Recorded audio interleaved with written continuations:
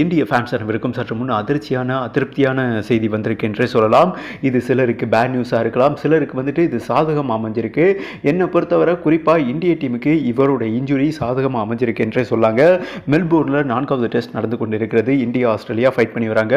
Overall PGT test series நடந்துகிட்டு இருக்குங்க. Australia மண்ணில் 5 போட்டி கொண்ட டெஸ்ட் சீரிஸில் வந்துட்டு இந்தியா ஆஸ்திரேலியா 1 ஜெயிச்சிருக்காங்க, ஒரு மேட்ச் ட்ரா இருக்கு. அடுத்து வர 2 டெஸ்ட் இந்தியா வின் பண்ணால் மட்டுமே டைரெக்டாக உலகக்கோப்பை டெஸ்ட் ஃபைனல் போக முடியும்.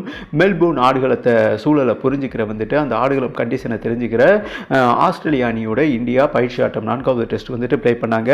அண்டு பேட்டிங் ஆர்டரை மறுபடியும் மாற்றிட்டாரு பாருங்க. ஒரு கேப்டன் வந்துட்டு ஒரு தொடர் போய்கிட்டு இருக்கும்போது நிலை இல்லாமல் ஒரு முடிவு எடுக்கிறாரு, தடுமாறுகிறார்.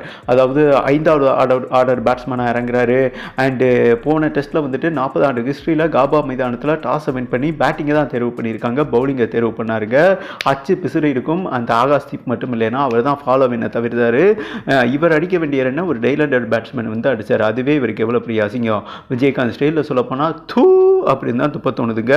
ஓகே, பட் இந்த சுச்சுவேஷனில் வந்துட்டு மறுபடியும் முடிவை மாற்றிருக்காரு. பேட்டிங் ஆர்டர் 5வதுல இறங்கினார் இல்லையா, இப்போ மறுபடியும் கேஎல் ராகுலை 1 டவுன்லையாவது 4வது ஆர்டர்லையா இறக்கி விட்டு, அதாவது கில் இறங்குறாரு பார்த்தீங்களா, அவரை ட்ராப் பண்ணிவிட்டு கேஎல் ராகுல் அந்த இடத்துல இவர் விளையாடட்டும்னு சொல்லிட்டு ரோஹித் சர்மா மறுபடியும் முன்னாடி வந்துட்டார்.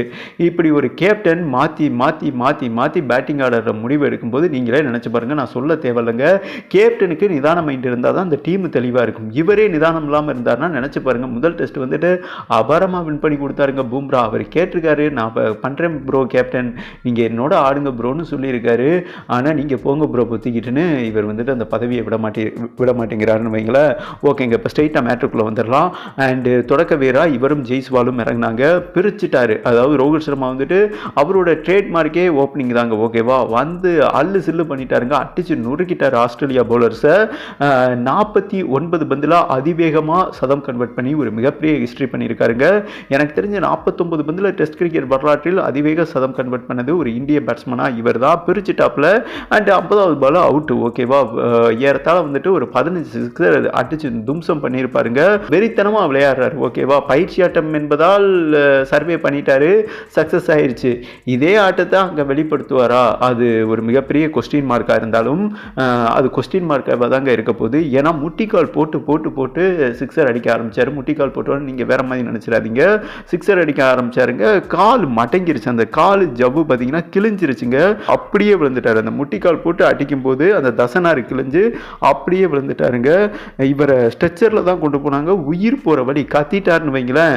பட் இந்த நிலையில் இவர் இன்ஜுரி அப்டேட் என்ன வந்திருக்குன்னா, டெஃபினட்டாக வந்துட்டு அடுத்து வர்ற 2 டெஸ்ட் வந்துட்டு ரோஹித் சர்மா அப்ளை பண்ண முடியாது, காயம் கடுமையாக இருக்கிறது என்றும் இன்ஜுரி வெளிப்படையாக சொல்லியிருக்காங்க. அவரால் ரன்னிங்கே பண்ண முடியாதாமா, டெஃபினட்டாக அவர் வந்துட்டு ஓய்வு எடுத்தே ஆகணும்னு சொல்லியிருக்காங்க. பட் இந்த சுச்சுவேஷனில் இவர் வெளியே போகும் பட்சத்தில் அவ்வளோதாங்க, இவர் வெளியே போயிட்டார், ஓகேவா. இது இந்திய அணிக்கு பாசிட்டிவாக இருக்கலாம். பும்ரா தான் கேப்டன் பண்ண போகிறாரு. டிசம்பர் 26ஆம் தேதி மெல்போர்னில் நடைபெற உள்ளது 4வது டெஸ்ட், ஓகேவா. பட் ரோஹித் சர்மா இடத்துல வந்துட்டு யார் வரப்போகிறா, அதாங்க ஒரு $1 மில்லியன் கொஸ்டின் மார்க்.